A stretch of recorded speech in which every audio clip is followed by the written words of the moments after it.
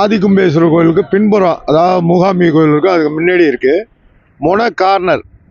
இப்போ கும்பேஸ்வரன் கோயில் கும்பேசம் ஆனது மிக கூட்டம் அதிகமாக அந்த முனையில் கார்னரில் கூட்டம் கூடுற இடம் பார்த்தீங்கன்னா, பள்ளி மாணவர்கள் பொதுமக்கள் இதெல்லாம் அதிகமாக நிற்கிறது. அந்த மின்சார கம்பி பார்த்தீங்கன்னா டிரான்ஸ்ஃபரு ஒரே கம்பியெல்லாம் இத்து போயிருக்கு.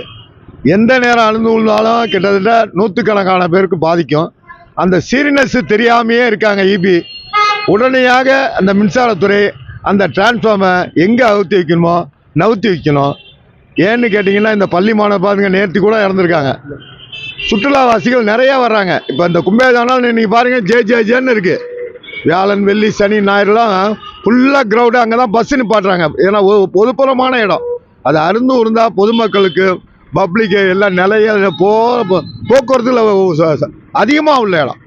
அதனால் உடனடியாக அந்த மின்சாரத்துறை அந்த கம்பி அகற்ற அந்த டிரான்ஸ்ஃபார்மை எங்கே பாதிப்பு இல்லையோ செய்யுங்க. கும்பகோணம் கோயில் நிலமாரச்சு உங்களுக்கே தெரியும்.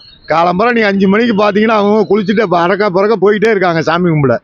இது உடனடியாக மின்சாரத்துறை அதை நவுத்தி வச்சிங்கன்னா பொதுமக்களுக்கு பக்தர்களுக்கு இதெல்லாம் சௌரியமாக இருக்கும் என்று கேட்டுக்கிறேன்.